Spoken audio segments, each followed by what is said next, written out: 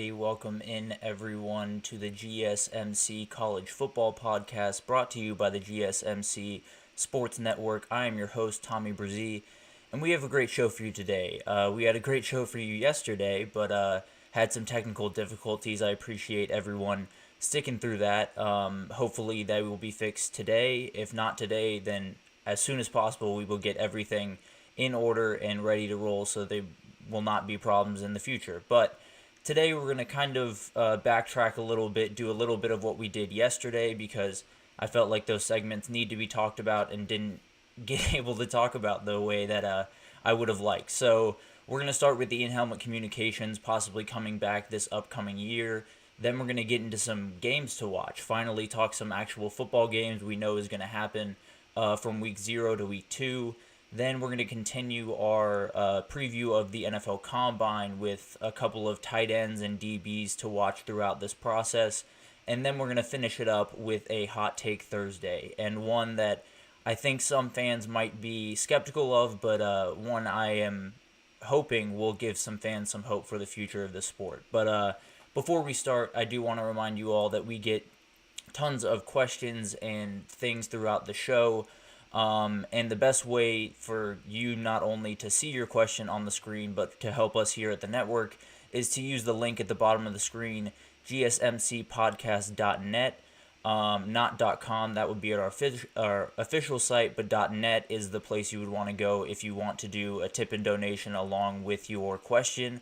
A lot shorter of a URL this time around, which is nice for me, but so if you want to leave a question, definitely use that link because it's super helpful to us here at the network and to you all to see your question come across the screen and I can address it as quickly as possible. So, but let's jump right in, why don't we? Because hopefully everything goes smoothly. I will be keeping my eye on the broadcast to see if anything slips up and see if we have to change paths here today again. But we'll see what happens. But let's jump into the in-helmet communication that could be on the way in this upcoming season. It's something that has been talked about for a very, very long time. The NFL has had it in place for a really long time, really. They started doing 2 players on either side of the ball that had a mic in their helmet talking to the play caller on either side of the ball or the head coach or any number of people. And it's really improved a number of different things in the NFL game. I think most marketably, it's created a game that is kind of defined by the play callers and defined by the players' ability to execute and understand their playbook, which is something that not college has been totally missing, but there has been more and more instances of people, running out of time on a play clock because the crowd is so loud and they can't get a play in, which is obviously very, very fun. But at the end of the day, I do enjoy seeing some type of chess match kind of happen between the play callers. And I think that's something that happens a lot in the NFL and not quite as much in college football. And it's something that I think this would absolutely change because when you have the ability to talk straight into your quarterback or your middle linebacker's helmet and give them an idea of what they're going to see, give them an idea of different checks they can get in and out of. Linebackers are super important to the structure in the lineup of a defense. So if a defensive coordinator sees a motion that they've seen on film, you can move a nickel or a safety down to the box to help out with that and do it very quickly instead of having to get that signal from the sideline and having to deal with all that in real time. And then, it creates a lot of breakdowns on the defensive side of the ball. So I think this is a great introduction to the sport. I think it makes everything more about the football being played, which I'm always in favor of. I think seeing the pure form of these guys going out every single day and, having the ability to just outsmart or out-execute your opponent, I think is something that doesn't always happen in college football. And I think this is something that could absolutely fix that. And ironically enough, it feels like we might have Michigan to thank about that. Obviously, what they did a season ago and all the allegations that came out about sign stealing and things of that nature did not help them by any means. But at the end of the day, I think it might have led to this being kind of fast-tracked, right? You want to limit these instances in the future, and the best way to do that is to not really have as many signs. Just have someone in your ear telling you what the play call is, and you move from there. So I think this is a huge benefit for the sport. I think it's a huge benefit for players, but I do think it'll benefit different players in different ways. So the short-term effects of this, let's say they implement it in 2024, which is what I tend to think will happen in all of this, just because a lot of things are moving very quickly in the sport, and we will get into tons of other stuff throughout the end of this week and then into next week, because playoff has a new format coming out, all of this new stuff that could possibly be happening shortly, and but I think this is one that really, really does benefit the sport. But in the short term, I think the people it benefits the most are really these very veteran quarterbacks that we have pretty much littered around college football at this point, whether it's Dylan Gabriel or Quinn Ewers at this point. Carson Beck's been with Georgia for a really long time. Cam Ward finding his way to Miami, but has still been around football for a really long time. So when you're in that position, when you've seen a ton of different football, when you've played a ton of different football, there is that ability to kind of navigate those situations better, right? When you have someone in your voice that, or in your ear, excuse me, in your ear that is breaking down these plays, it's very helpful when you have someone under center that fully understands what he's saying and can implement it at the drop of a hat, right? It's a little bit more sketchy when you throw out someone that might not be as familiar with the playbook, or just in general might not be as familiar with what high level football looks like at the college football level. So there is a ton of questions around this. There are a ton of, worries, obviously. If someone can steal your signs, how can they not steal the frequency in your headset and be able to hear exactly what's being said? So that's another, wrinkle to this that could cause problems. There's no two ways about that. But at the end of the day, I think this is a huge benefit to coaches. It takes a lot of the earnest off them to be relaying information to 500 different people at the same time and be able to be right in their quarterback's helmet has got to be a huge benefit to these people. And then when you talk about kind of the long-term effects of this, and some of this might be minor, some of this might be major, but I tend to think it will first lead to younger players starting earlier. And now I know I just said I think in the short term it will benefit the older players. I think it will benefit the ones that have, seen a ton of football and been able to understand what everything looks like. But at the end of the day, this also will make way for young, super talented kids. Let's say it's Julian Sayin, who's currently at Ohio State, just transferred from Alabama. Super talented kid, can do a ton of different things that teams will be coveting throughout this process. But at the end of the day, he's going to need someone to help him through. There's no two ways about that. That's one of the big reasons why Will Howard is in Ohio State and why Julian Sayin still went over, because he understands that it's going to take time to fully learn this playbook. But say you're Alabama and you recruit, or let's say, perfect example, LSU has Bryce Underwood possibly coming in the 2025 cycle. And Garrett Nussmeier, by my money, would be in line to be drafted by in basis of how I expect him to play this upcoming year. So there's a reality where LSU has a chance to trot out a younger quarterback this in 2025. And I think having, your OC or your quarterback coach or your head coach in your ear, being able to break down what's in front of you, is so much help to these kids to develop faster, to understand the playbook faster, to essentially just become who they're inevitably going to be at a quicker pace. Because there's been a ton of examples of kids that get thrown into the fire a little bit too early, aren't quite prepared for playing that high-level football, and kind of fizzle out. That won't be the case if we're looking at a young kid going out there with all the ability in the world, might not have the, football knowledge that you quite want, but guess what? The football knowledge is right in his ear. So there is some ability to kind of blur the lines a little bit between what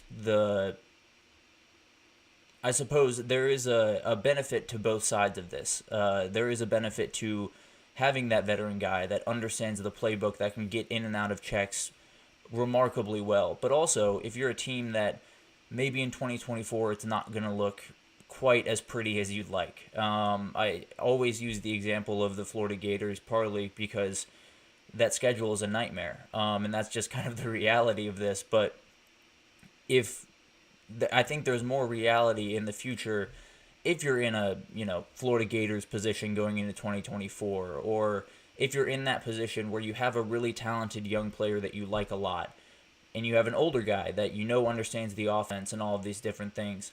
Once you have in-helmet communication, I think that margin between those two shrinks a little bit, because if you're a smart quarterback, if you're coming out of high school as a 5-star and you have all the tools and you just need a little bit of help with the breaking down of defenses and everything like that, your coach can help you do that. The problem is now he can only help you do that in practice. He can only help you do that in between games. Now he can help you in real time while you're under center, but also when you go to the sideline in between drives, you will have the ability to look on a tablet like they do in the NFL, the ones that Tom Brady is not too kind to throughout his years, but you have the ability to look at what just happened on the last drive, what the defense is doing, ways to adapt to that. And there's so many different ways that this can benefit a young kid who's thrown into the fire and just trying to figure out how to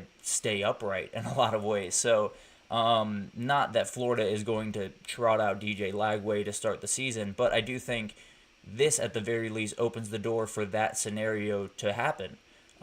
Because if you feel that a kid is going to be there for 3 years, let's say, and has the ability to become one of the best quarterbacks you've had in a really long time, not putting him in game situations as quickly as possible and not letting him experience what it's like to have his coach in his ear as quickly as possible, I think could be a huge detriment to his development, a huge detriment to what you can inevitably get out of this guy. So tons of different viewpoints on this. I think the teams, if it were to be implemented in 2024, I think the teams would very much benefit from this are the Texas, the Georgias, the Oregons of the world, who are already benefiting from a ton, but have those veteran quarterbacks that fully understand the offense, that can go in and out of checks very quickly, and have a great relationship with their play caller, which is super important in all of this. So not only do I think it encourages kids to stick in one spot for a little bit longer, to get everything down to a T and understand everything as it comes at him, but also I do think it benefits young kids to go into a school where maybe they wouldn't have started 5 years ago, but now have the ability to, because they can handle the helmet communication. They have a good relationship with the OC, whatever it is. I think it can benefit a ton of different kids. So this is obviously tons to still be ironed out here. We don't know how many people on the field will have these. We don't know who will be directly communicating with them. All of these different stuff that need to be figured out, and when they're implementing this, obviously. But at the end of the day, I do think it'll be 2024, and I do think it will actually have a genuine, really good effect on the game, because it'll be more about the game. It'll be more about the football being played and not the external factors. And don't get me wrong, I love the atmospheres that college football plays in, and I don't want those to be diminished by any means.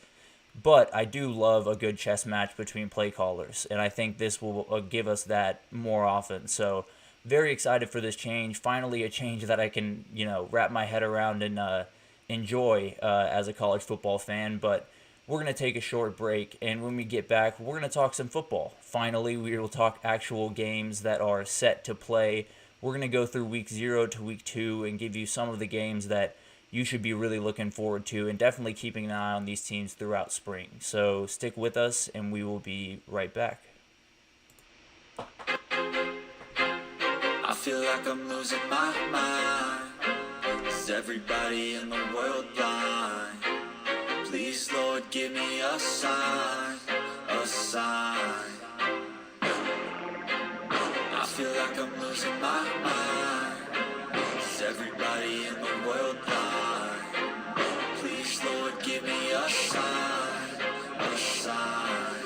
I wanna be the greatest. Everybody on the fake shit. I look around and feel like everybody is the fakest. I make this every day and I'm impatient, hoping one day I blow up from the basement. Statement, the top is so vacant. I don't hear shit that I think is amazing. Waiting for my day when I'm playing sold out shows for 1,000 faces. Hey, give me that crown, get in my way and to be put down. It ain't your place, all this my town. If I want that shit, then I'll get it right now.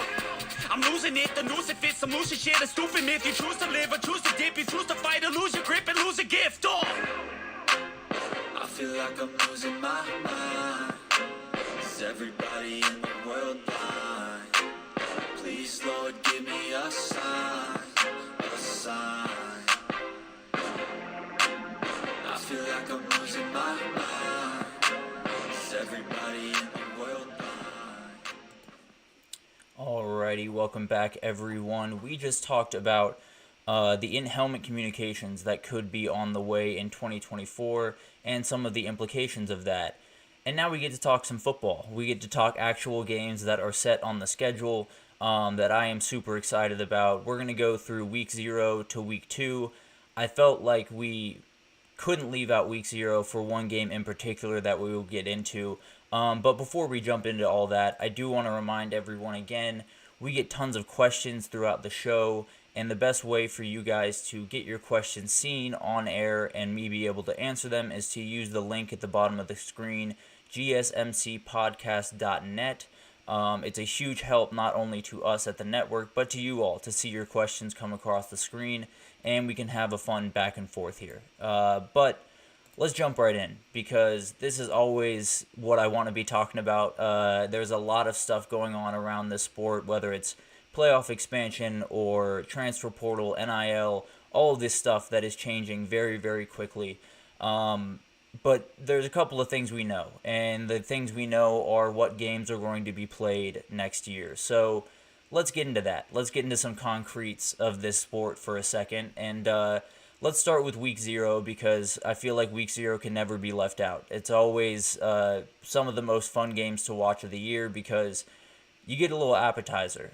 Jumping straight into week 1 would be a little bit tough for me, because there are tons of games that you want to be watching. I gotta get my TV set up right. I have to make sure that my ability to move in between games is up to par, the way I want it to be. So week 0 is always a great way to start.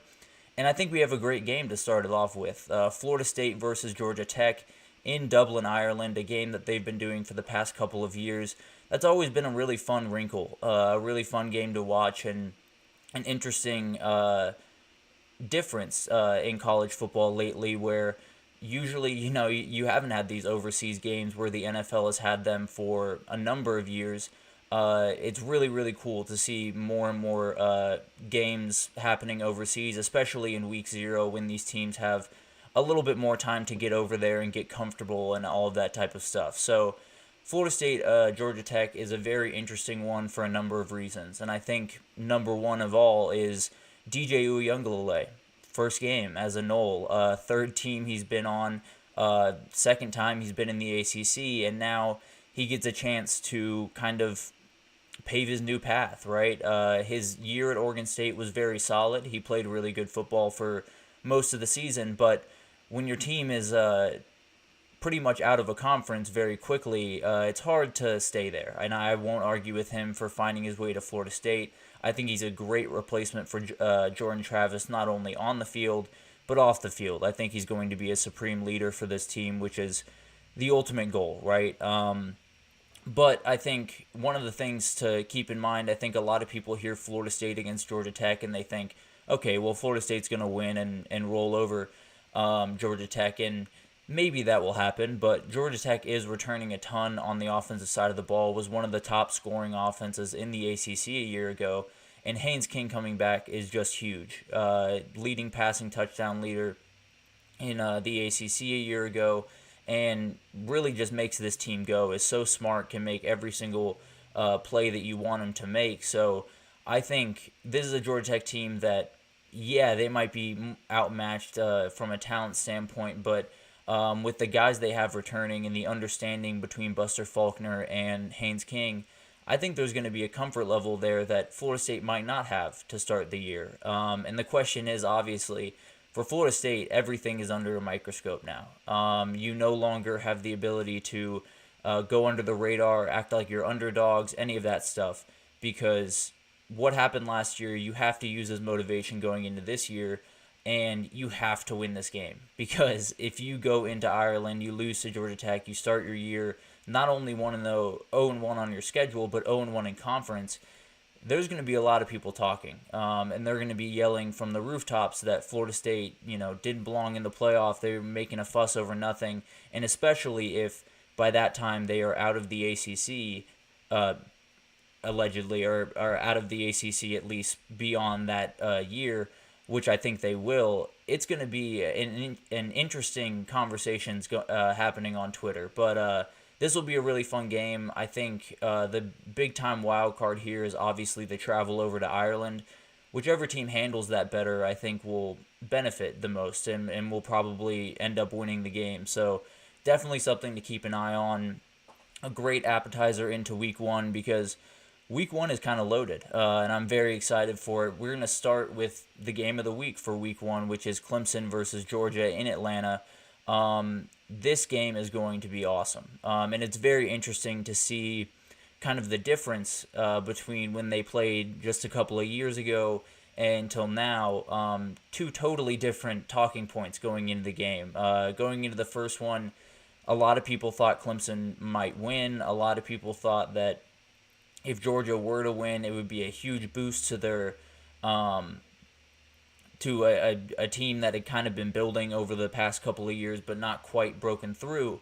And I think it's very possible that this is kind of the same thing for Clemson, right? You're coming off a year where things just didn't hit the way that you were hoping they would, whether it was Garrett Riley not quite putting out the offense that you want, Cade Klubnik not playing quite to the level that they were expecting.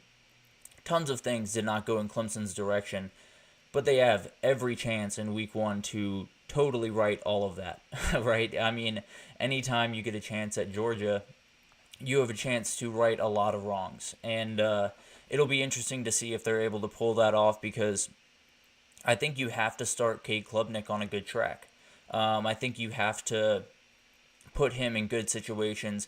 And you might not win, but I think if you keep it close, if you get this offense moving better than it has been in the last couple of years, you will have the ability to at least stay in this game. And then people are talking about you in a totally different way on Monday morning because you've shown at the very least you can play with the big boys. You can play with the guys that are going to be in the playoff and are going to be towards the top of the playoff. So Clemson and then will have tons to look forward to for this year, but at the end of the day, you want to win the game, and I think the best way to do that is hope that Georgia's defensive replacements are not quite what dog fans are hoping for. There are tons of guys coming in at corner and safety.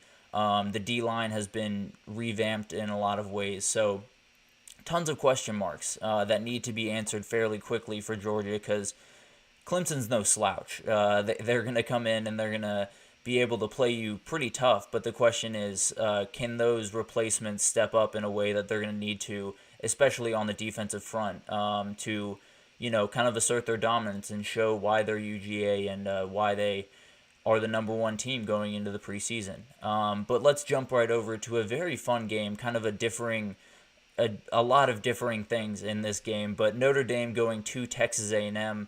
I think this is just so much fun. This is not a game that we see very often by any means. This is a very fun quarterback battle for a number of reasons. Two very different guys. Connor Wegman's still a little bit young early on in his career. Was able to start a year ago for some time, but then had injury troubles. Riley Leonard had some injury troubles a year ago, but uber talented, has played a ton of football, very smart. So it'll be very interesting to see how all of this kind of comes together and see what quarterback can handle this first week better. And also Riley Leonard playing against his old coach and Mike Elko, which is an interesting little part to think about in all of this. But this is a very it'll be two totally different styles. It'll be two totally different teams in a lot of ways, but I think the teams are roughly the same when you talk about their potential this season, right?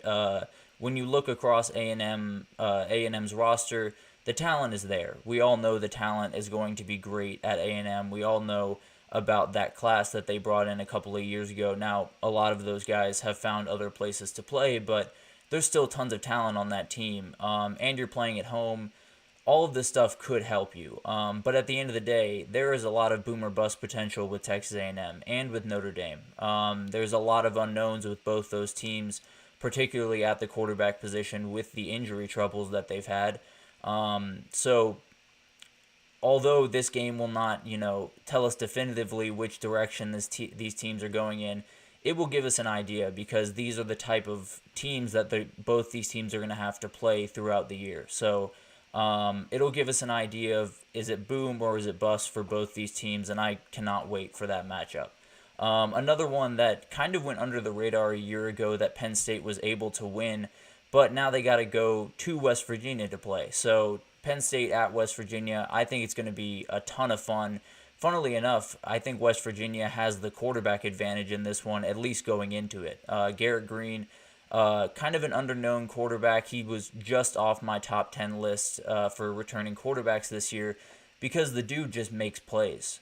He's one of those guys that is not scared to put his body on the line, is not scared to, leave the pocket and extend plays and, do some dangerous things at times. But at the end of the day, he's a football player, and he loves making plays for his team, and he's really, really talented. So I can't wait to see what he's capable of doing. And then Drew Allers has a huge chance to change his perception. If he can go out there and absolutely sling the rock and play much more consistent football than he did a year ago, I think there would be a lot of people singing his praises very quickly, and I will be among them. I won't lie to you. And Neil Brown, obviously, trying to build off what he was able to do a year ago. A lot of people had kind of wrote him off going into last year, and he was able to survive that and pass in flying colors, but you got to follow it up with a good year as well. So it'll be interesting to see how that develops. And then we get an in-state rivalry. We get Miami going to Gainesville, Florida to take on the Gators. This one's going to be fun. It's not one that we see quite as often as the other two in-state rivalries. Miami, Florida State, obviously in conference, and then Florida State play every single year at the end of the year. So this is a very fun one. I'm very much looking forward to it. Another quarterback battle that is two totally different styles, two totally different guys. In a lot of ways, Graham Mertz has full control over this offense, but this offense isn't super explosive. That's just kind of the way it is. So, and losing guys like Ricky Pearsall is going to be a huge blow to this team. So it'll be interesting to see what they come out in, how they kind of attack the offensive side of the ball this year. And then Cam Ward coming over to Miami from Washington State, flirted with the draft for a time, but found his way back to college. And I think he's going to explode this year, if I'm being totally honest. I am a big Cam Ward fan, and I might have some egg on my face after this game if they end up losing, but I think he's really talented. I think this Miami team was missing a game changer at quarterback, and they finally have it. So it'll be very interesting to see how this goes. And both these fan bases, I think, in the same way Texas A&M and Notre Dame are dealing with it, I think they're very unsure of what this season holds. And I think this game will at least give you an idea of what that's going to look like. But finally, let's get to the finisher for week one, which is LSU versus USC in Las Vegas. It's a great matchup. And I think the major thing here, obviously, is Jaden Daniels has moved on to the NFL. So it's Garrett Nussmeier's time. It feels like he's been sitting in the wings there for ever, but now he finally gets a chance to be the starting quarterback. He knows he's the starting quarterback going into spring, which is something that a lot of people discount. Having the ability to walk into a facility and know that you are the guy is an energy that a lot of quarterbacks need. I think it's something that you saw a year ago with Quinn Ewers at Texas. Knowing he was the quarterback going into spring ball helped him immensely, not only on the football field, but be a leader off the football field as well. So I think that helps him a ton. I think he will excel. And then the big storyline for USC is they seem to be changing their attitude a little bit. Lincoln Riley has been known as the guy that never plays defense, that can't, physically push people around, but can still, score a ton of points and stick around in games that way. He doesn't want to be that guy anymore. He's made that more than clear. He's made a couple of different hires that have backed that up in a lot of ways. So it'll be interesting to see what USC team we get. Will it be, the same team that struggles with tackling and can't move a offensive line to save their life, or will it be a team that at least plays with some edge? It doesn't have to be a ton. It's all baby steps and changing an identity, obviously, but this will give you an idea of what this USC team will look like in the future. But that's enough of week one. Let's jump into week two. This is going to be a longer segment if you haven't noticed. I got very excited looking at these games, so felt like I had to break them all down. But week two, it starts with Texas at Michigan. I think everyone knows that's the top matchup of week two. Still tons of really good matchups in this week, but Texas at Michigan is where it all starts.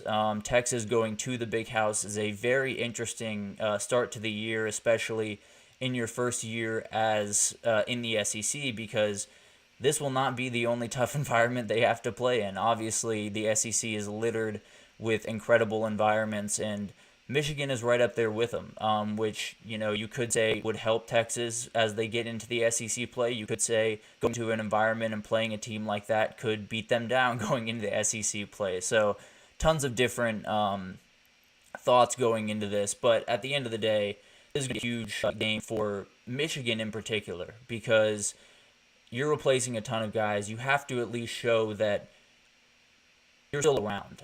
You're probably not going to win a national title. You might not make it off. It might be tough roads for the first year. But at the end of the day, as long as you can show that you're still have that same identity, still can play with these teams, I think you've accomplished what you want to accomplish. Obviously, playing at home, they're going to think they're going to be able to win, and they very well could. But I think a lot of people going into this game will have Texas winning, and if Texas doesn't win, it could be an interesting conversation for sure. But let's continue here. We got a very underrated game in week two, and that's Kansas State going to Tulane.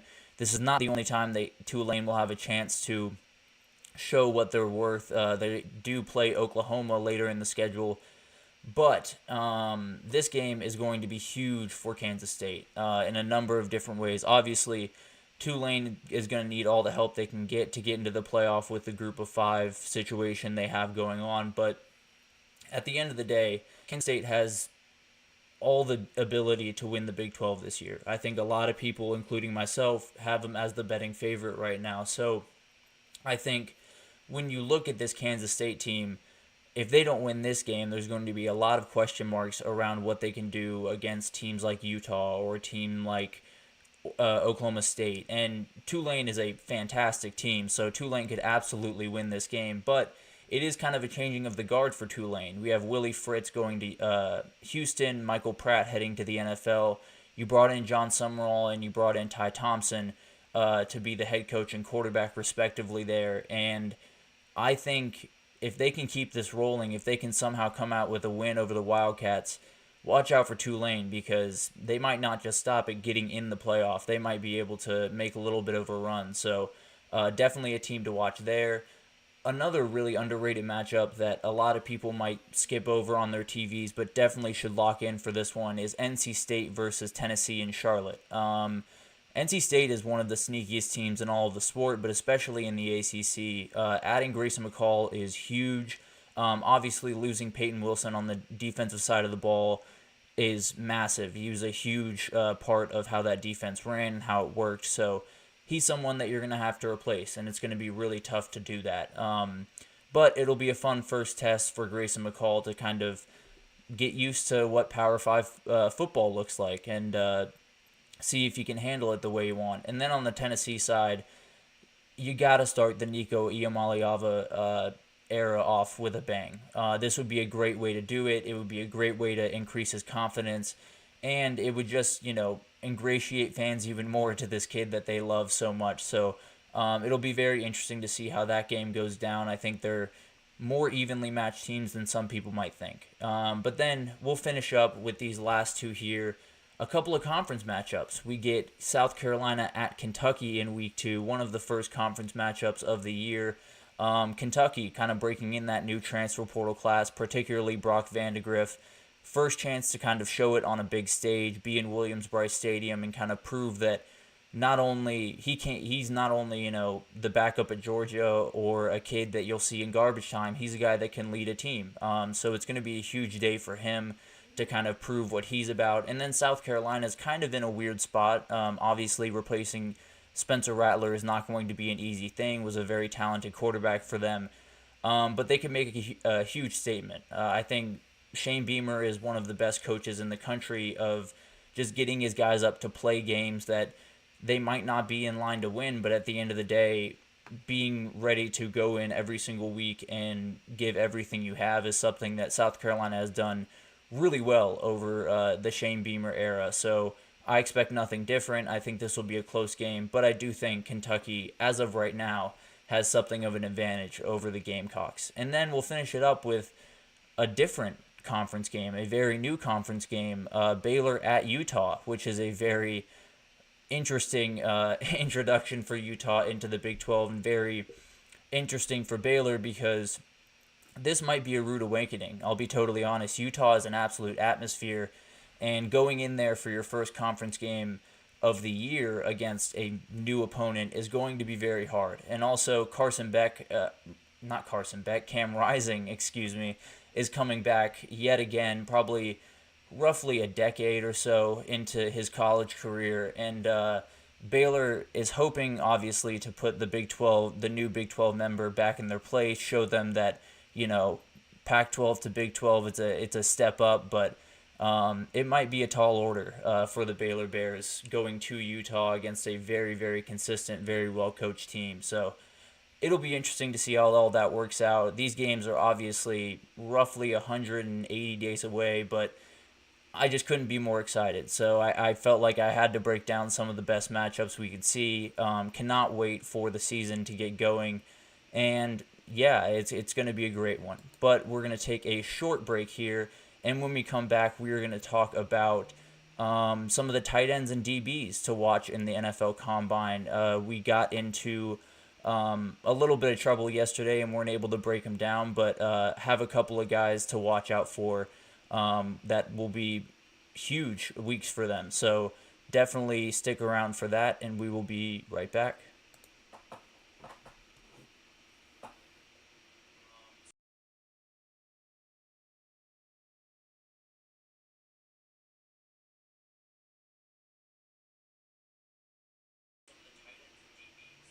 For the best and latest podcasts available anywhere, go to the podcast app on your cell phone and type in GSMC to access free content-rich podcasts on health and wellness, book reviews, sports, entertainment, relationships, social media, movies, technology, finance, and even weird news. Subscribe and download the GSMC Podcast Network's family of shows, available everywhere podcasts are found.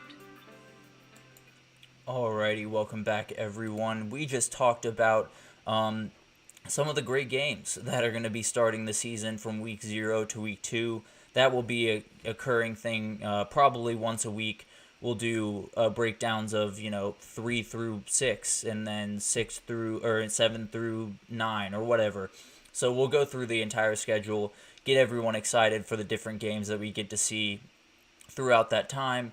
But let's jump into some Combine watch. There are tons of very, very interesting things to watch throughout this week. We've already had some reports start to come out of the Combine with different interviews that are set and different personnel that are in those interviews, with the Commanders having their owner in a lot of the quarterback interviews, which is not necessarily a normal thing, but Josh Harris being very hands-on there.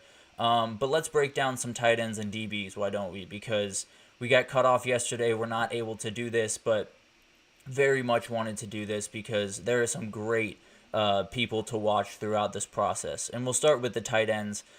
Everyone knows about Brock Bowers. I felt like we did not need to waste our time talking about Brock Bowers. He is the best college tight end I've ever seen. He is can do everything on the field. He is tight end 1. He will probably go in the top 10. I think that's all you need to know about Brock Bowers. But let's get into some other tight ends in the class. And let's start with tight end 2, Ja'Tavion Sanders from Texas. Pretty firmly the tight end 2 in this class, but still has a ton to gain from this week.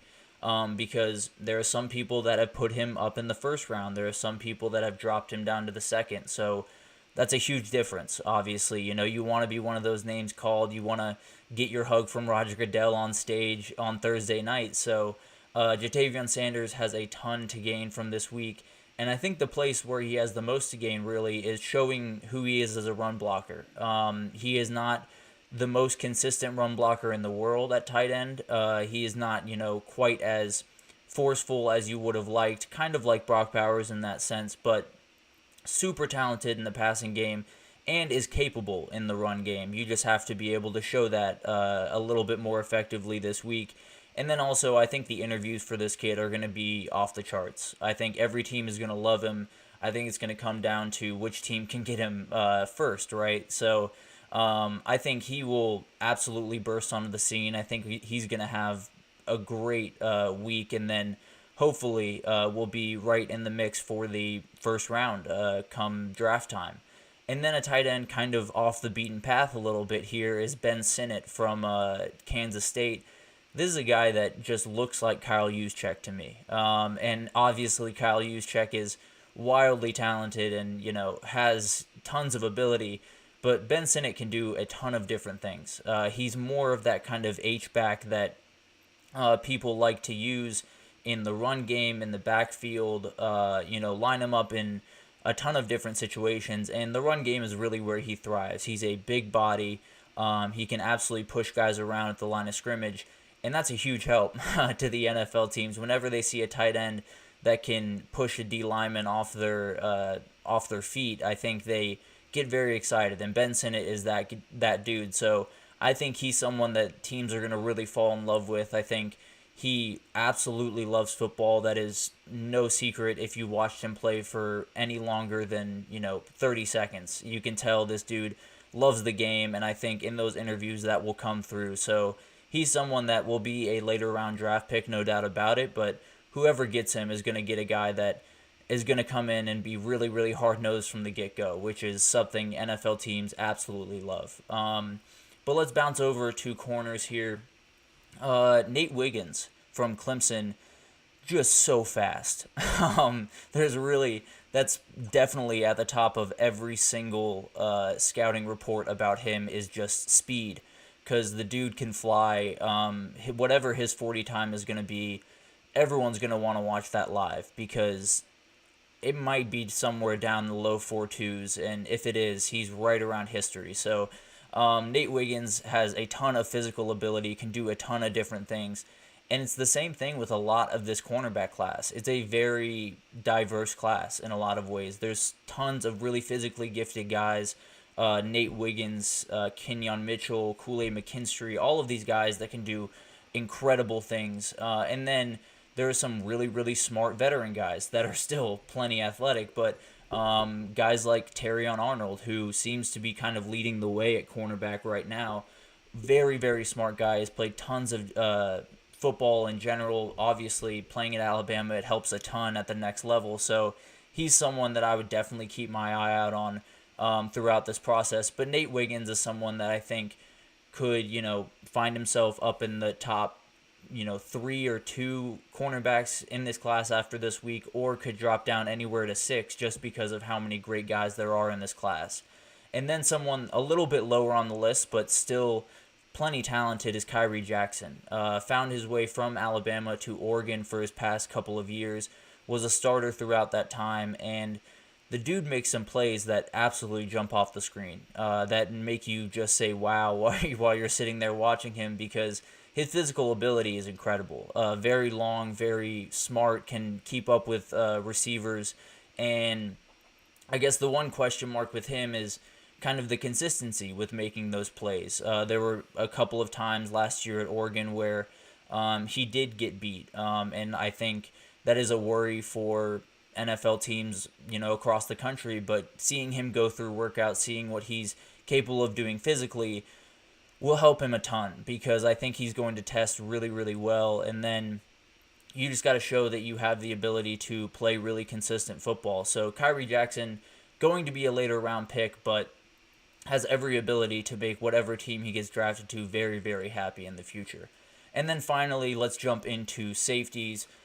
Cameron Kitchens, the safety from Miami, one of the top safeties in this draft. As I talked about, I believe on Monday, a little bit thinner of a class at safety than there usually is. In fact, kind of a lot thinner, but this is a really, really smart football player. He's played tons of football. He did not have the greatest year in the world a year ago. Plays really fast, plays really instinctively, but at the end of the day, that can get you in trouble sometimes, and it did for him, whether it's overplaying an angle on a run fit, whether it's, overplaying a ball and missing over the top and letting up a big play. There have been lapses in judgment for sure in the Cam Kitchens film, but at the end of the day, this guy has played tons of football, can learn things very, very quickly, and would be a great backstop for a defense in terms of just being a sure tackler, having the ability to diagnose what's going on and then react instead of having to play totally instinctive football. I think will benefit him a ton. So definitely someone to watch there. Very excited to see what he's capable of doing throughout this week. And then Tyke Smith from UGA. This is another guy that has played just so much football. He does have some injury troubles that I fully understand would worry teams, because they were pretty significant. Kept him out a year when he transferred from West Virginia to UGA. During his time at West Virginia, though, was the leading tackler for 1 year, was super talented, was all Big 12. So the dude can play football. I don't think there's any question about that. There is a question about where does he kind of fit in all of this, because he is a solid cover safety in the grand scheme of things. He is solid in run support, but he's not elite in either of those categories, and it's kind of something that you'd love to see at least have one of those attributes be remarkable when you're drafting a safety, and when you're especially, picking him to start very quickly on your team. So I think it'll be interesting to see where he fits into the, whether field safety, boundary safety, nickel. I think there's a ton of different options for him, but I think he's a really smart football player, and I think given the right coaching around him, he could be a starter for a very long time in the NFL. So tons of guys to keep track of this week. The tight ends and DBs are very interesting, because this tight end class is obviously led by the man, Brock Bowers, who has kind of reset everyone's thought of what a generational tight end or a generational player in general looks like, because a tight end that can take a 75-yard jet sweep to the house doesn't come around very often. That might actually be generational. So tons of very, very good athletes. The cornerback group I love a ton. And then the safety group, although thin, still has tons of really, really smart instinctive players that can make tons of really good plays as long as they're put in the right situation to succeed. So I really like this draft class. I think it's as deep as any draft class we've had in the last couple of years. And tight ends and DBs are really no different in a lot of ways. So very excited to see what they can do throughout the week. I believe their workouts are happening tomorrow, so we will be able to see exactly what these guys are made of, and see, where they kind of fall or jump to in the mock drafts after this. But we're going to take our final break here, and when we come back, it's Hot Take Thursday, and I have one that's a little bit nicer of a hot take for the college football fans that might be a little bit worried right now. I have a hot take that hopefully will subside some of your worries. But stick with us, and we will be right back.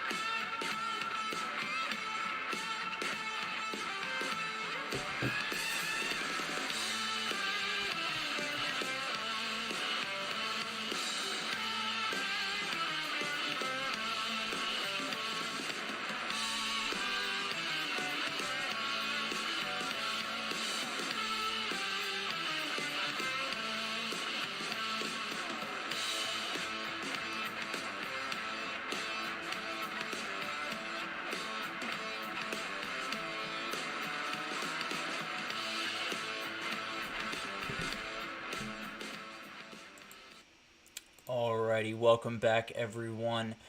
We just talked about some of the tight ends and DBs to watch throughout this NFL Combine, and now it's Hot Take Thursday, and you see it at the bottom of the screen. I know this is not something that a lot of people share with me, but I do think college football will be okay, and I will go into some detail explaining that, but let's start with what's going on around the sport, because these are scary times. Let's say it how it is. There are a lot of fans that are worried that the sport that they love and the things that they love about it are going out the window. And I think some of them are right. Let's be honest. The transfer portal has opened a whole can of worms that used to not really affect college football all that much. And that was a huge lightning rod. And then NIL came into the mix and created some recruiting battles that were a little bit sketchy at times. And conference realignment came in and ruined a lot of things. So there's a lot of reasons to be worried about the future of the sport. A lot of reasons to worry that all of this stuff that we love, that we look forward to watching every single week, might be a little gone over the next couple of years.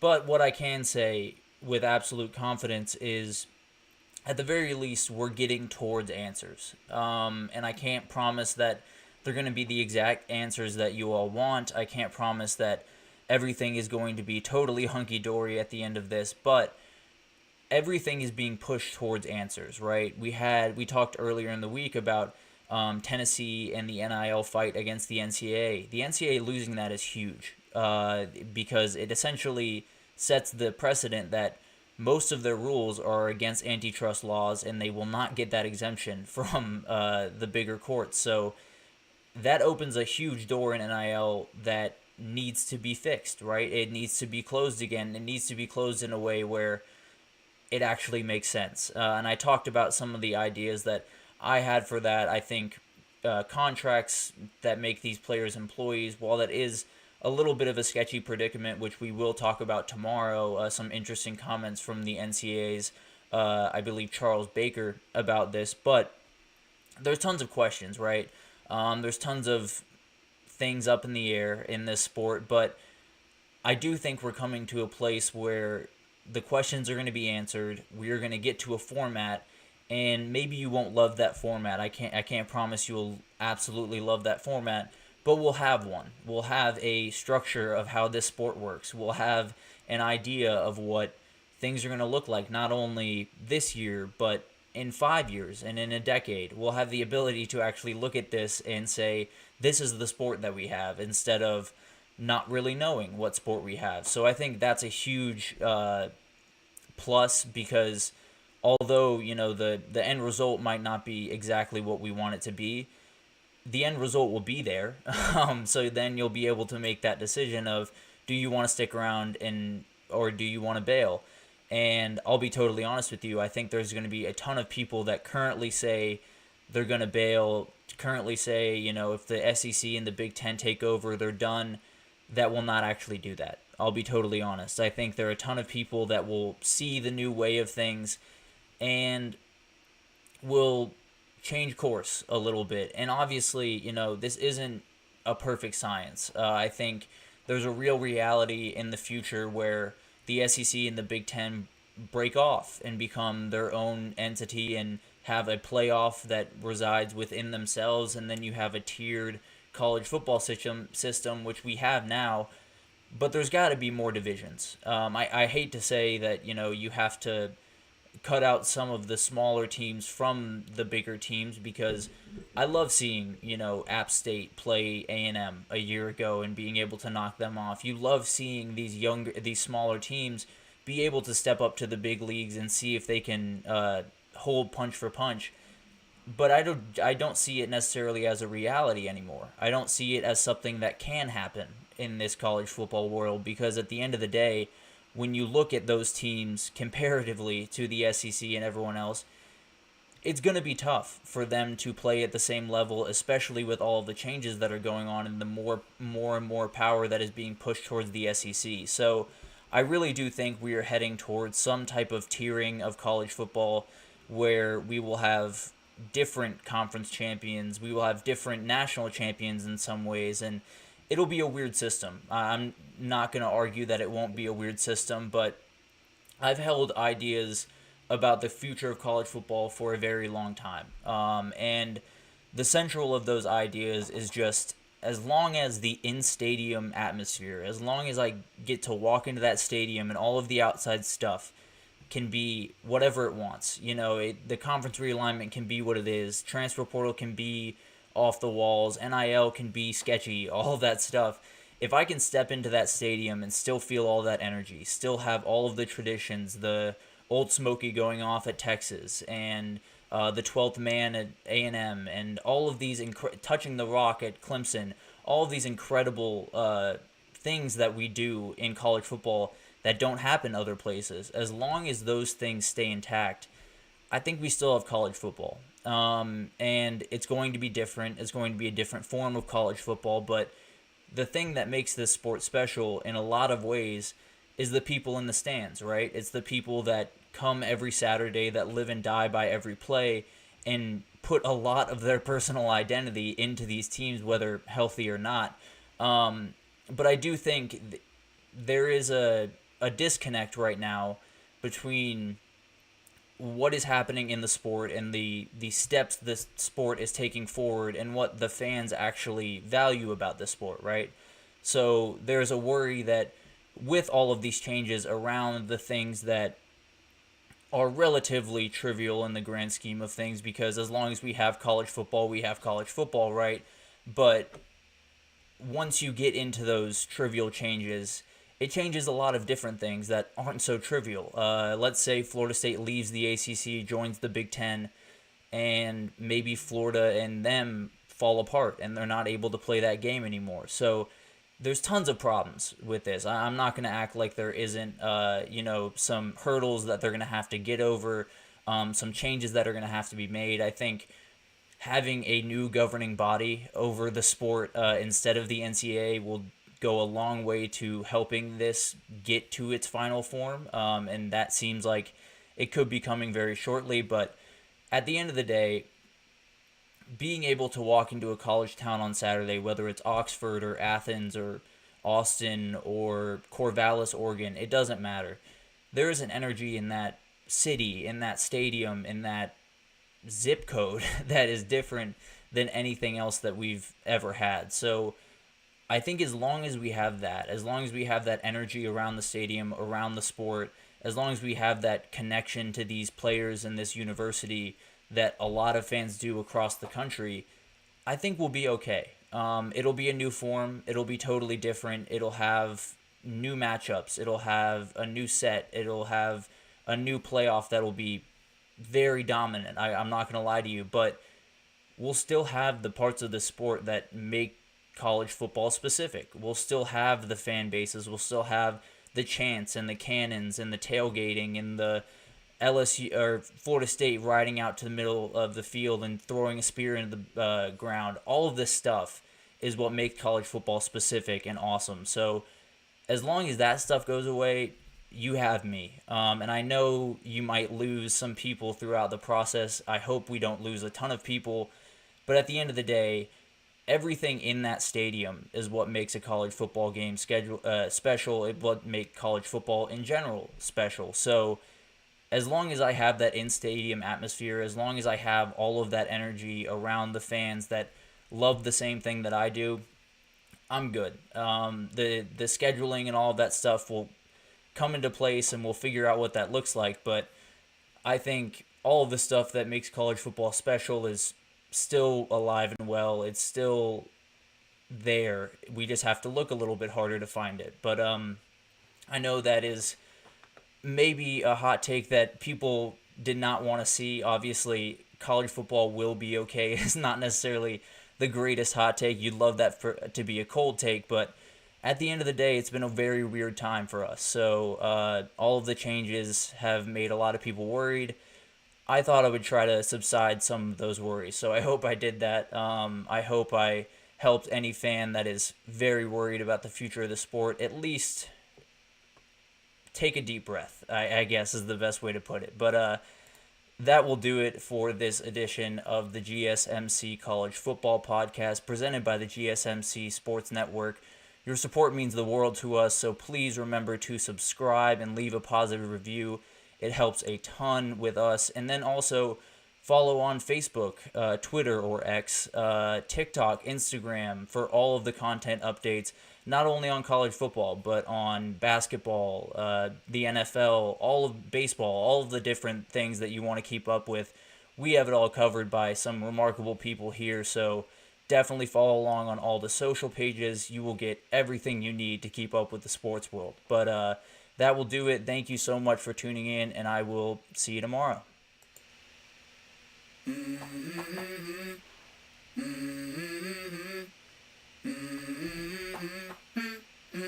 Let's go.